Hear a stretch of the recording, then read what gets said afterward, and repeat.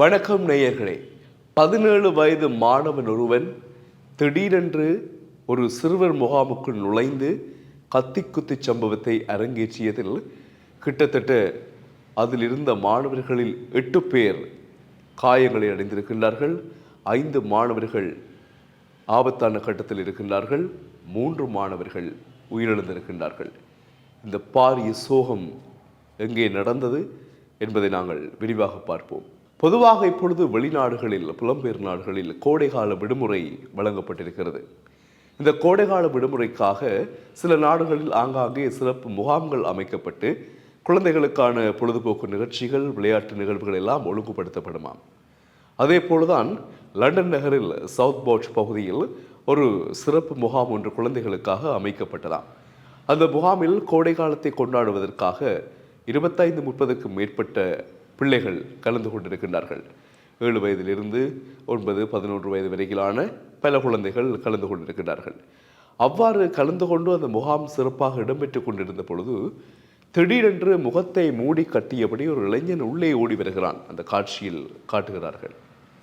வந்து சரமாரியாக தான் வைத்திருந்த கத்தியினால் அங்கிருந்த குழந்தைகளை குத்துகிறான். அப்பொழுது விரைந்து செயற்பட்ட பெரியவர்கள் அவனை பிடிக்க முயற்சிக்கிறார்கள். பலர் போலீசாருக்கு அழைப்பு ஏற்படுத்துகிறார்கள். அவ்வாறு ஒரு மாதிரி வந்து போலீசார் அவனை கைது செய்து விட்டார்கள். அவனுக்கு வயது 17. கைது செய்த பிறகு உடனடியாக பாதிக்கப்பட்ட குழந்தைகள் வைத்தியசாலைக்கு ஆம்புலன்ஸ் மூலமாக அனுப்பப்பட்டார்கள்.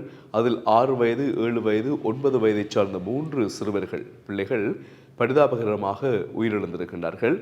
8 பேர் பலத்த காயங்களுக்கு உள்ளாகி வைத்தியசாலையில் அனுமதிக்கப்பட்டு சிகிச்சை மேற்கொள்ளப்படுகிறது.